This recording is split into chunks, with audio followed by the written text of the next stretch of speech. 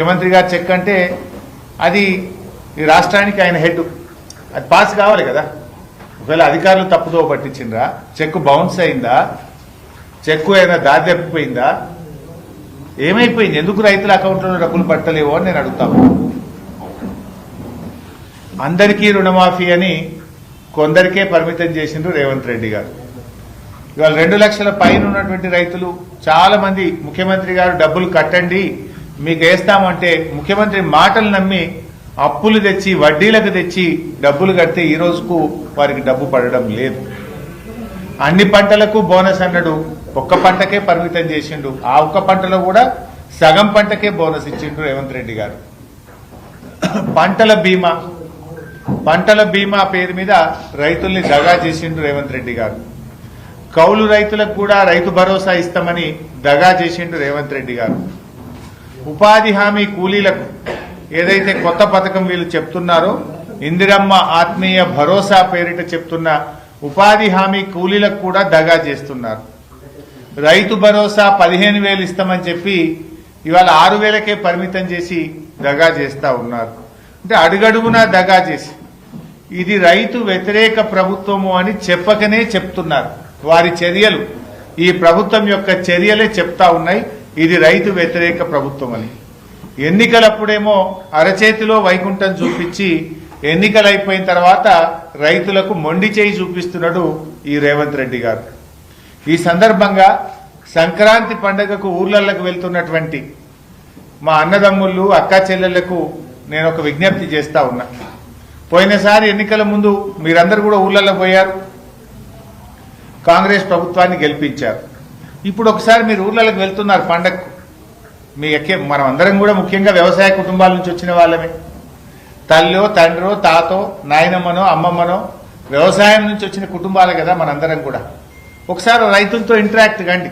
మీరు గ్రామాల్లోకి పోయినప్పుడు ఆ రైతులతో మాట్లాడండి. రైతులకు రేవంత్ రెడ్డి ప్రభుత్వం చేస్తున్న మోసాన్ని గ్రహించండి. వానకాలం రైతు బంధు ఎట్లా ఎగబెట్టిండో అడగండి. రుణమాఫీ కాని రైతుల బాధలను ఒక్కసారి మాట్లాడండి. పంటలకు బోనస్ అని ఎట్లా మోసం చేసిండో ఒక్కసారి మాట్లాడండి. పంటల బీమాని ఎట్లా దగా చేసిండో రైతన్నలతో ఒక్కసారి మాట్లాడండి. ఆ రైతులతో మాట్లాడండి.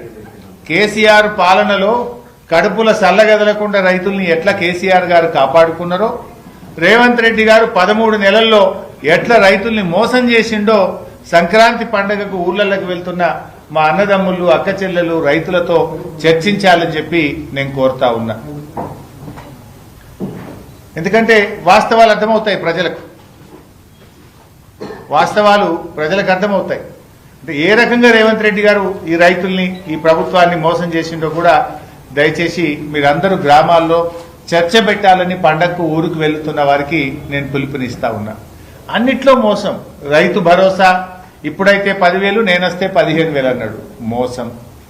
వ్యవసాయ కూలీలందరికీ 12,000 ఇస్తా అన్నాడు, మోసం. అన్ని పంటలకు బోనస్ అన్నాడు, మోసం. పంటలకు బీమా అన్నాడు, మోసం. రైతు రుణమాఫీ అందరికీ చేస్తానన్నాడు, మోసం. అడుగడుగున ప్రతి పథకములో అయితే ఎగవేతలు లేదంటే కోతలు. ఈ రకంగా రైతులకు తీవ్రంగా అన్యాయం చేసినారు.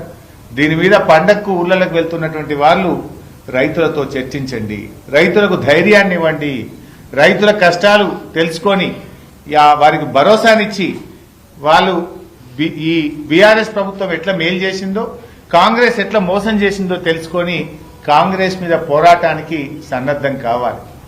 రైతులందరం కలిస్తే ఈ ప్రభుత్వం మెడలు వంచి ఈ పథకాలన్నీ కూడా అమలు చేసుకునే అవకాశం ఉంటుంది.